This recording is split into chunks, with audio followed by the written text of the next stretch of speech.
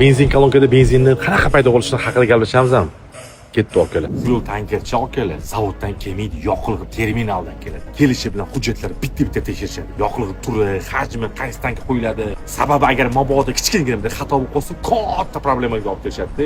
Yer tagidan fuel tanklari ochiladi, har bittasiga yoqilg'ini o'zini alohida tankeri bor. Shunga tanker shlanklar ulanadi, ground kabel qo'yib turib, yoqilg'ini tankka keyin quyiladi.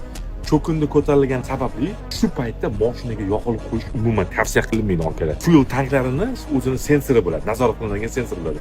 To'lib ketmasligini oldini oladi, sizib chiqmasligi uchun oldini oladi. Qisqa qilib aytganda, benzin bu oddiy suyuqlik emas-da okalar. Bu aniq nazorat ostidagi bir sistema. Aytgancha esimga chiqib qoldi yana har doimgidek.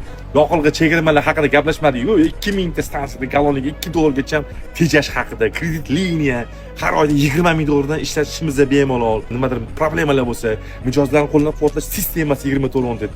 Hammasi aqdan fuel kartasi yo'q akalar. Endi nima bo'lyapti, foydasi bo'lyaptimi? Kommentariyada yozinglar shuni. Men bir o'zim fakti bilan eshitdik. Saqlab qo'yinglar, menga obuna bo'lib qo'ydi. Logistika haqida yana informatsiya tarqatamiz.